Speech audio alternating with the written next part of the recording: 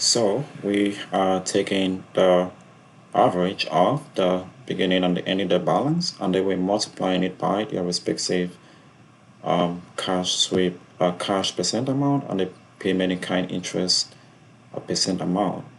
So we are multiplying it by those amounts. So we just reference the opening of the beginning cash balance with F4 two times so that we can copy down and across, and also the interest rate, fixed coupon interest rate, we reference it with F4 two times so we can copy down and across as well. So we have it set up there like that. We can now copy this on ESF with business formulas, and if we go to the last, hit F2, you can see that it's picking up the right numbers for us. So we have it set up there. So the total interest expense is going to be the sum of those two there, the cash interest expense and the payment in kind interest expense. So that's the total interest expense. So going forward, now we recall that we had to add back the payment in kind accrual in order to calculate the interest. So in this case, we will just reference that payment in kind amount which we calculated here. So as you can see, everything flips around. It changes as we have referenced the payment in kind future because it's a non-cash item. So it's accumulated onto the debt matures. So this amount is not being paid until this tranche of debt matures. But the investors receive only this cash amount of 40%. So this is a kind of risky investment, but at the same time, it comes with additional compensation as a result compared to the other tranches of debt, such as Term Loan A, Term Loan B, which have a floating rate benchmark, and all of this put together because they take a lesser risk than the subordinated debt with this fixed coupon. So we have that set up there, and now we are ready to we are almost done with our debt schedule. We have completed everything up to this point.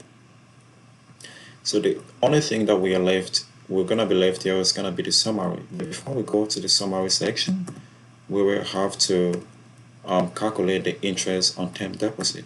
So we recall that this private equity, as a result of this transaction, they might be saving some cash in the bank, so as such, they earn interest as a result of that cash balance in the bank. So in this case, we know that the cash, the ending cash balance was roughly,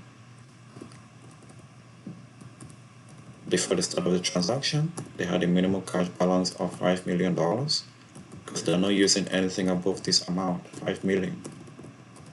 So it's gonna be a cost score calculation, and then the change in cash, we already calculated that in the cash flow statement. So we just reference to that change in cash from the cash flow statement. So this private equity will be earning interest on term deposits.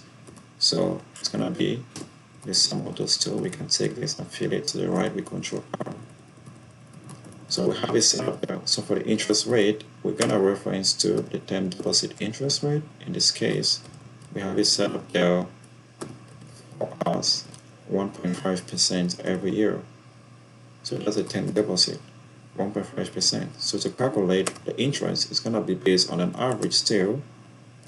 So we take the average of the beginning and the ending debt balance, and we multiply it by our term deposit interest rate here of 1.5%. So it's a fixed interest rate there. So we make sure we're referencing that we F4 from the transaction section. So we can now copy this, Alt ESF with business formulas. As you can see, we have accounted for the term deposit interest as a result of saving their money in the bank. So going forward, we'll be later on offsetting this interest income received as a result of these savings to the interest expense to account for the net interest expense. So to summarize whatever we have done so far, it's gonna be, we will begin with the principal repayment. We will summarize that, and then we will also summarize the ending balances of all of the tranches of debt, and then we will also summarize the cash interest expense for all of the tranches of debt. Then we'll arrive at the total interest expense, taking into consideration the interest income. So that's exactly what we're gonna be doing here. So in this debt schedule summary, it's gonna be equal to, we have to reference the projected period. So the years is gonna be from 2023 to 2027. And then going forward for the principal repayments, so in this case, it's gonna be equal to the sum of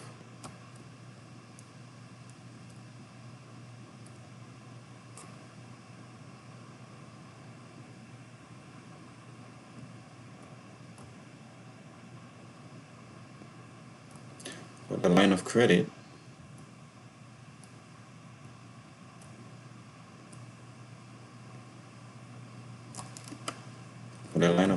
is gonna be equal to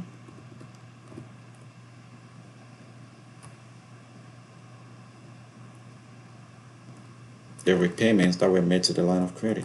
We have it set up there as we made those repayments for the period. And then for the term loan A, it's gonna be equal to the sum of the mandatory and discretionary repayments